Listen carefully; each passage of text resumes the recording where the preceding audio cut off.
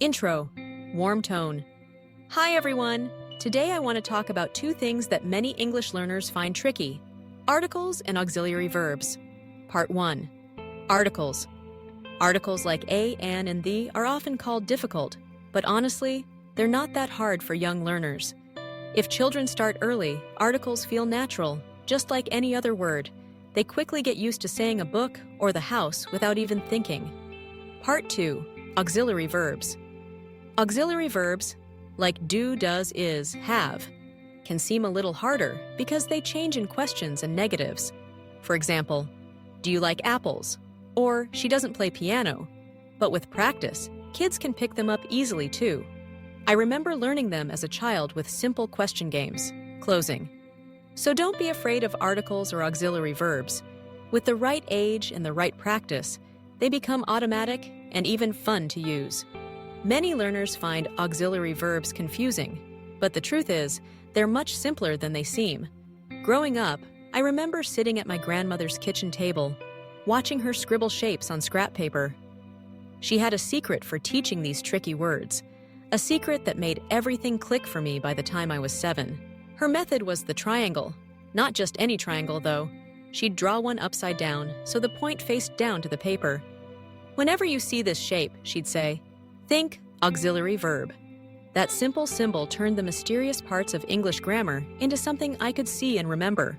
Auxiliary verbs are sometimes called helper verbs, and for good reason. They work alongside the main verb in a sentence, helping to form questions, negatives, and different tenses. Without them, English sentences can't do all the things we want them to do. But which words are auxiliaries? My grandmother's upside-down triangles made it clear. She'd write out words like do, does, did, have, is, and will. And next to each one, she'd draw the tiny inverted triangle. That way, I could always spot the helpers at a glance. Let's see how they work. Take the word do. On its own, it doesn't mean much in English unless it's helping another verb. But when you ask, do you like pizza? The word do is there to help. It flips to the front of the sentence, taking its place as the question's helper.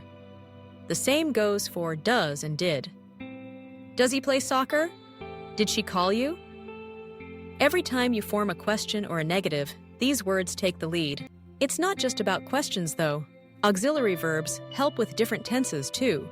Think about have niet in she has finished her homework. Here, has teams up with finish to show that the action is complete. Or will in I will go tomorrow. It's there to show the future. Each helper verb has a job, and once you recognize them, you'll see their patterns everywhere. My grandmother's triangle trick didn't just make auxiliaries easier to memorize, it made them friendlier. Instead of seeing them as obstacles, I saw them as little helpers, always ready to jump in and make sentences work. When you picture those words as upside-down triangles, it's like giving them a friendly face. They're not monsters or mysteries, they're just part of the team. So, next time you're writing or speaking in English, look for the upside-down triangle words. Remember that they're there to help you, not to trip you up. If you get stuck forming a question or aren't sure about a tense, try drawing a little triangle and see which helper verb fits. Learning grammar doesn't have to be hard or boring. Sometimes the simplest tricks, like a triangle drawn by a wise grandmother, unlock the biggest secrets. Auxiliary verbs are just helpers in disguise, always ready to make your sentences smooth and clear. And who knows? Maybe a little triangle is exactly what you need to remember them too. Did your teacher ever use fun tricks like this to help you learn? Share your stories and tips, and let's keep making grammar simple together.